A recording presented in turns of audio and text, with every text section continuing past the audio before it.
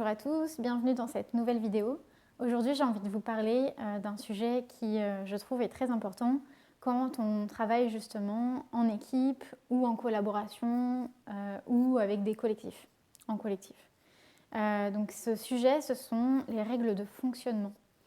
Et je trouvais que c'était important aujourd'hui de vous en parler, notamment parce que sans cette base-là, selon moi, les règles de fonctionnement, c'est vraiment une base, on peut facilement se perdre dans justement la façon dont on fonctionne pour relationner ensemble. Donc, pourquoi je dis que les règles de fonctionnement, c'est la base ? Tout simplement parce que là, on parle de relation. Pour moi, la relation, c'est ce qui précède toute forme de création quand on va justement évoluer ensemble, donc que ce soit en équipe, je le rappelle, en collaboration ou dans un collectif. Donc quand on a un projet et qu'on souhaite créer quelque chose, on a un axe qui s'appelle la direction et puis on a un premier axe, selon moi, qui est la relation. Donc on est sur qui on est ensemble, qui on est déjà individuellement et qui on est ensemble. Et donc dans ce premier axe-là, la relation, on est sur la base, on est sur ce qui permet d'aller quelque part. Sans être réunis là ensemble, en fait, on va nulle part. Ou en tout cas, on n'y va pas ensemble. On ne va pas là où on veut ensemble. Donc le premier axe, c'est la relation. Et donc, pour que ces relations fonctionnent dans le sens de la direction qu'on a envie d'emprunter ensemble, pour moi, c'est important de mettre en place ces fameuses règles de fonctionnement. Donc, ce n'est pas des règles pour par la suite dire « Ah un tel ne suit pas les règles » ou « Un tel ne fait pas ci ou ne fait pas ça » ou bref. Ce n'est pas pour ça. C'est simplement pour qu'on puisse se réunir, que vous puissiez vous réunir et que vous sachiez sur quelle base vous fonctionnez ensemble. Donc, ces règles de fonctionnement-là, elles comportent quoi ? Elles comportent les valeurs, elles comportent ce qui est important du coup pour chacun au-delà des valeurs. C'est quoi le fonctionnement qu'on a envie d'adopter ensemble ? Qu'est-ce qu'on choisit dans notre fonctionnement ensemble ? Et ça, en fait, ça va partir de chaque individu. Qu'est-ce que ça permet aussi ? Ça permet que chaque personne qui fasse partie, que ce soit de l'équipe ou une personne avec qui vous êtes en collaboration ou dans les collectifs, je le rappelle, ça va permettre à chacun de se sentir inclus dans justement ce collectif ou cette équipe, cette collaboration. Donc ça veut dire qu'on va prendre des désirs de fonctionnement chez chacun, une façon de fonctionner chez chacun, et que tout ça va être, entre guillemets, voté pour aller dans la direction commune. Donc, c'est quelque chose qui est pour moi très important, parce que si je prends un exemple, moi j'ai une valeur qui est forte, c'est l'authenticité.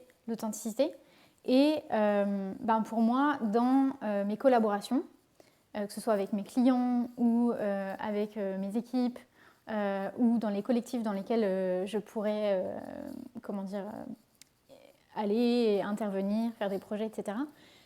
Une des valeurs sur laquelle j'aime créer moi mes projets, c'est l'authenticité, en tout cas la vérité. Et qu'est-ce que ça demande comme règle de fonctionnement ? C'est de se baser sur, oser dire ce qui est vrai pour moi, par exemple. Donc, il peut y en avoir d'autres, des exemples. Là, je vous en donne juste un pour que vous puissiez voir qu'est-ce que ça fait écho chez vous. En tout cas, ce serait quoi, vous, vos règles de fonctionnement ?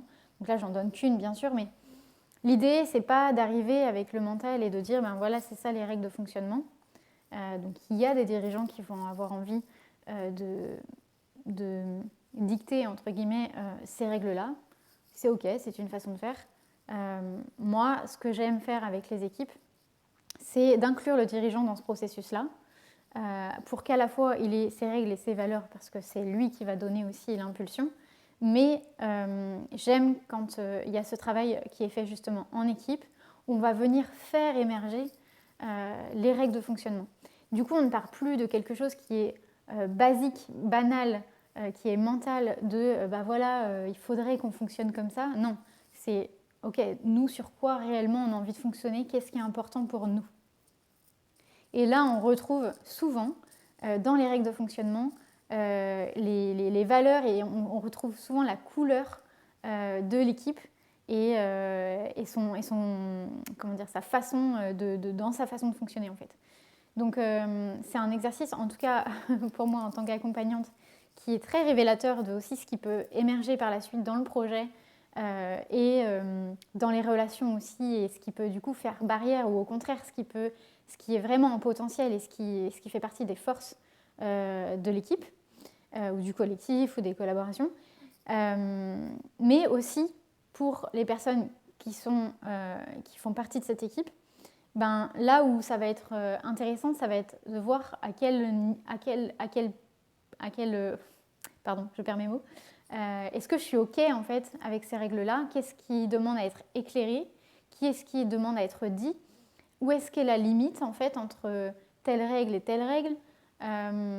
Et puis ça permet de rechoisir, au-delà d'avoir dit oui, d'être présent dans l'équipe aujourd'hui, est-ce qu'aujourd'hui, quand je vois ces règles-là, ça me donne encore plus envie de m'investir?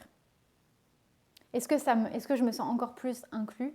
Et puis, bien sûr, on est sur de la relation, donc il va y avoir aussi tous les miroirs, en fait, ce que ça va renvoyer chez les uns et chez les autres. Et donc, ça va jouer un peu au ping-pong dans les règles de fonctionnement. Et quand ces règles-là vont être établies, quand chacun des participants valide ces règles-là, je peux vous assurer que déjà la dynamique n'est plus du tout la même. Donc, ça vaut aussi bien pour des équipes. Là, c'est l'exemple dont je parle, mais dans les collectifs, c'est pareil en fait. Surtout que les collectifs et les équipes, c'est pas la même chose. Je referai une vidéo là-dessus pour vous partager, moi, ma vision de ces deux fonctionnements qui sont, selon moi, différents.